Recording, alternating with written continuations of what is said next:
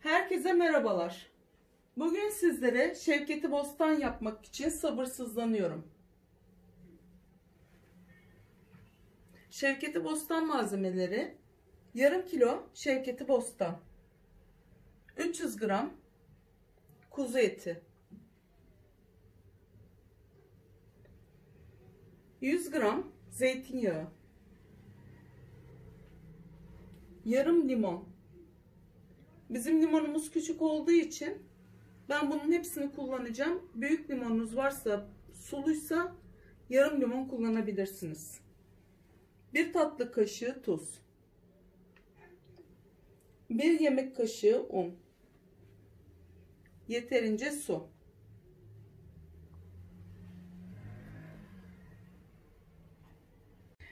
...300 gram kuzu etimiz vardı. Ben bunu ilk önce zeytinyağıyla güzelce bir pişireceğim. Kavuracağım etimi. Biraz zeytinyağını burada kullanacağım. Kapağını kapatacağım. İyice suyunu çekene kadar pişireceğim.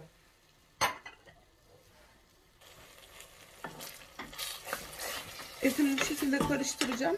Ve kapağını kapatıp pişmesini bekleyeceğim. Bu arada da ben şevketi bostanımı nasıl ayıklamam gerektiğini size göstermek istiyorum. Etim pişerken ben o işlemi yapacağım.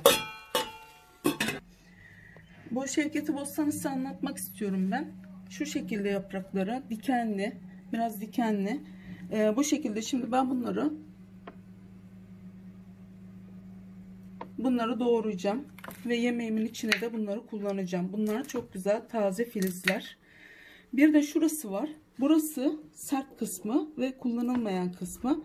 Bıçağımın değdiği yere kadar keseceğim kullanacağım yeri. Kullanmayacağım yeri de şuraya atacağım. Burası sert kısmı. Şimdi bunu toprağından arınmış bir şekilde aldım zaten.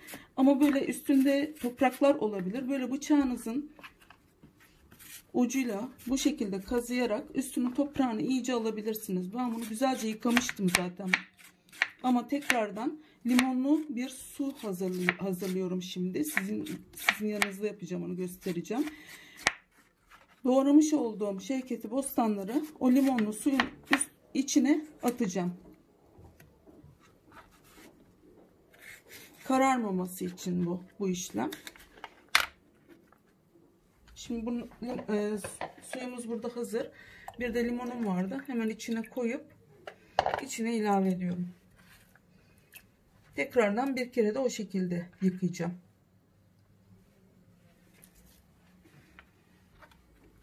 Görüyorsunuz şurası çok sert.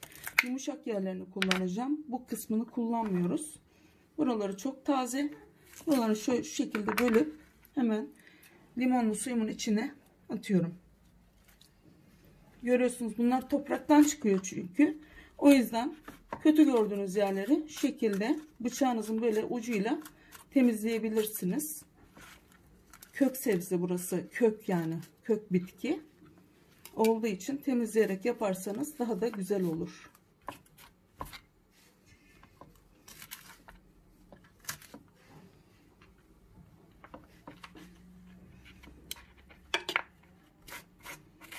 Bu ot genelde Ege bölgesine yetişiyor ve Ege bölgesinde kış aylarında meydana çıkıyor, yani o şekilde oluşuyor ve çok faydalı bir besin. Bunu denemenizi tavsiye ederim. Bu özellikle böbreklerimiz için ve ağrılar için çok faydalı. Görüyorsunuz şurası taze filizleri.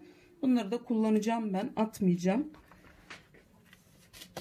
Böbrekler için, hazımsızlık problemleri için ve ağrılar için çok faydalı bir besin.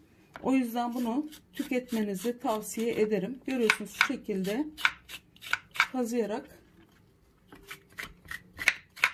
kararan yerlerini temizliyorum. Onlar topraktan çıktığı için bu şekilde. Öyle olan yerlerini temizleyerek devam ediyorum. Ben neredeyse bütün hepsini temizledim. Gene de size sonunu göstermek için şu kısmını, boğum kısmını atıyorum. Şöyle boğumları var. Onları atıyorum. Onlar pişmez çünkü. Şurasının ne kadar taze olduğunu da size göstereyim. Böyle bu şekilde bu suyun içine atıyorum. Bu suyu da biraz önce söylediğim gibi kararmaması için. Özellikle ben kendim seçtim. Böyle taze filizlerinden ve tazelerini kullanmak amacıyla tazecik. Etimiz zeytinyağında bayağı bir rengi dönmeye başlamış.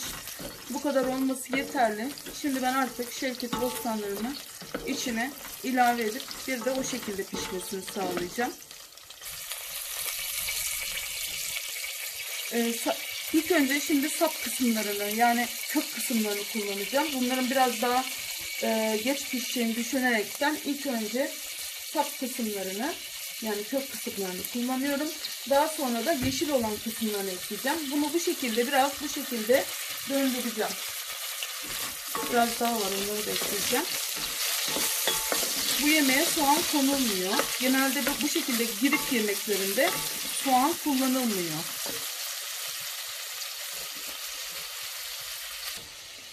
Şimdi içine kontrollü bir şekilde suyumu ilave edip artık pişirmeye bırakacağım.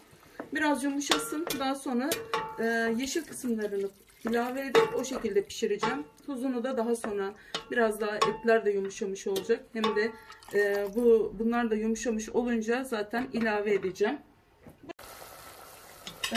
Kök kısımları biraz yumuşamaya başladı. Şimdi artık yeşil kısımlarını koyacağım ve hepsinin birden pişmesini bekleyeceğim. Bu Şevketi Bostanı benden çok arkadaşlarım yapmamı istediler ve takipçilerim de aynı şekilde yapmamı istediler. Ama ben bu koronadan dolayı hiç pazara çıkamıyordum. Ve sonunda yapmayı Allah nasip etti. Ve siz de nasıl olduğunu görmüş olacaksınız piştikten sonra. Çok nefis ve sağlıklı bir tarif. Şöyle karıştırıp artık kapağını kapatıp pişmesini bekleyeceğim. Özellikle balgam sökücü özelliği de var. Onu da ben belirtmek istiyorum. Bu mevsimlerde çıkıyor. Kış mevsiminde çıkıyor daha doğrusu. Bahara doğru da zaten bunların hiçbiri kalmıyor. Havalar ısındığı zaman. İzmir'de olduğu için de bizim burada İzmir'de çok çabuk havalar ısındığı için otlar yerine başka türlü bitkilere bırakıyor. Bunların mevsimi kış mevsimi. Tuzunu biraz sonra ilave edeceğim. Suyunu da kontrollü bir şekilde pişerken siz kendiniz ayarlayabilirsiniz. Bir yemek kaşığı kadar unumuz vardı. Şimdi unumuzun içine yemeğimizin suyundan alacağım. Bir de limonumuz vardı. Limonumu içine ilave edip, burada yarım limon var. Yarım limonumu ilave ettim. Yemeğimin suyundan da içine ilave edip karıştırıp bunun içine dökeceğim.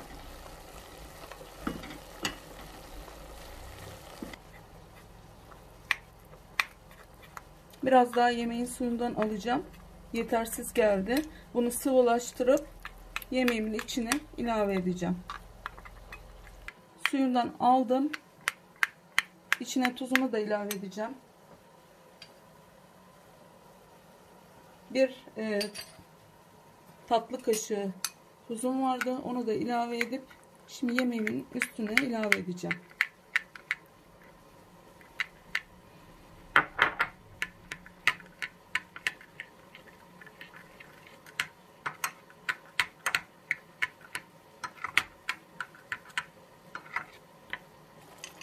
Şimdi içine ilave ediyorum artık.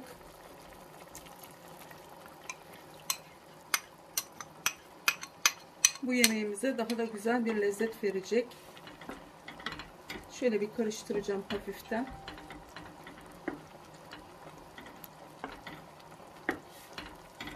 Bir de zeytinyağım vardı. Onu da sonuna doğru ilave edip yemeğim hazır olmuş olacak.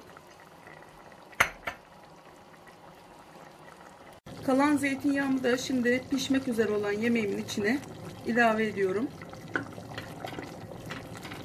Bu zeytinyağının mis gibi kokusu da yemeğimize lezzet katacak. Görüyorsunuz. Nefis oldu.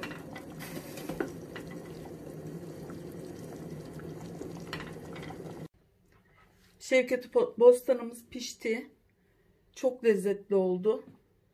Videolarımı paylaşmayı, beğeni yapmayı, yorum yapmayı ve abone olmayı unutmayın. Şimdiden deneyeceklere afiyet olsun.